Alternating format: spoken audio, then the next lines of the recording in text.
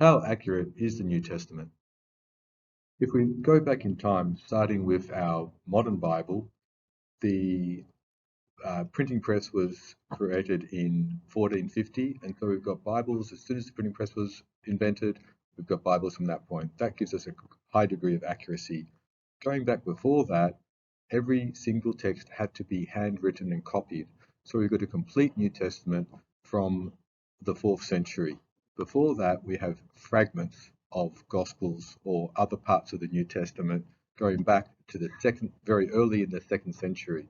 So each of these copies were copied one from another, and hence there is a map of each of these copies going back in time.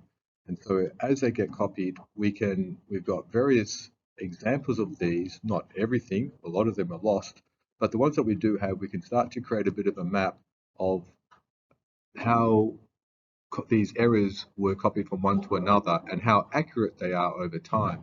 And what that shows us is that what we've got in front of us is over 99.5% accurate, and that 0.05% of words that are inaccurate are very simple mistakes, such as he went from there compared to over there, which makes no real consequence.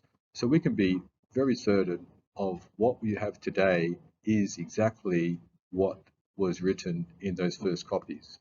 Now, in terms of those actual, in terms of the number of fragments compared to any other ancient text, we've got today over 6,000 new Greek New Testament copies.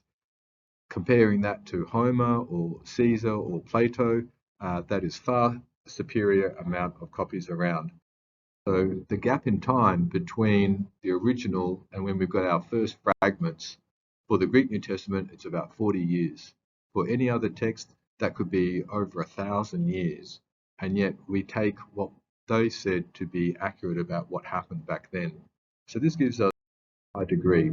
Then is the actual information in the New Testament. So Luke's gospel says that many have already set down an orderly account. In other words, there were many other gospels already written before Luke wrote his.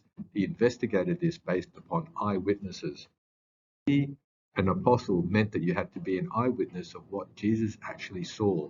So these eyewitnesses, the apostles, their message was written down into the New Testament, and this is what you've got today. So what you have is what they wrote.